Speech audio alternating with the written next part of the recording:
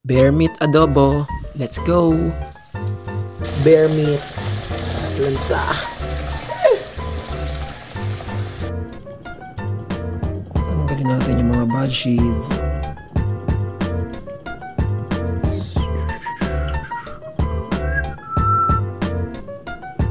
After pakuluan, hati-hatiin natin na maluto natin loob.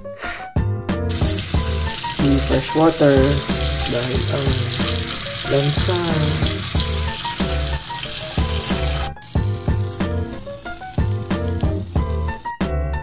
Pinakuluan ko ng 4 hours para siguradong walang trichinosis or bula-bulate sa tiyan ng bear.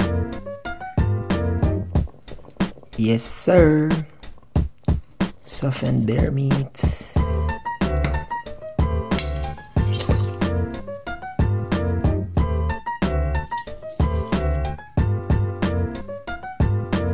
Look at that.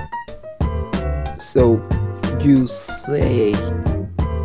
Tapos lagyan natin ng rice vinegar, mirin, toyo kasi yan na lang meron sa bahay.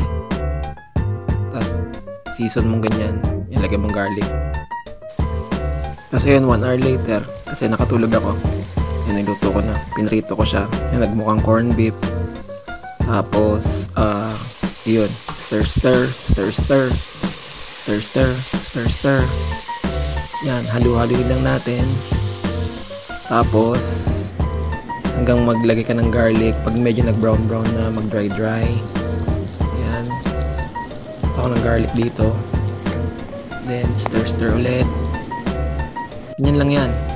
Tapos mix pa ulit hanggang malalo siyang mag-dry. Then lagyan mo ng mga onion and mga laurel. Then lagay mo yung sauce, pero strain mo para hindi siya ka-dairy. Ayun. Tapos simmer.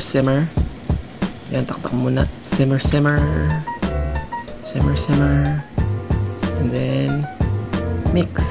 Hanggang ganyan. Siyempre kailangan. Yan. Alam ko mukha siyang ugat pero masarap yan, promise.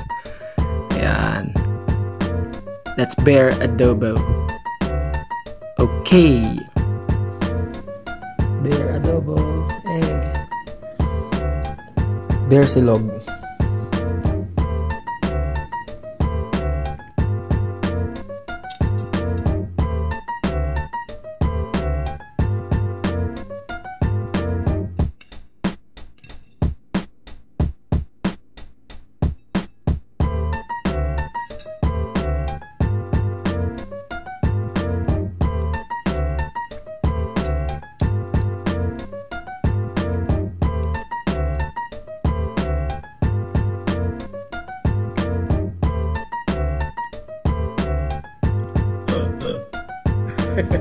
Bear.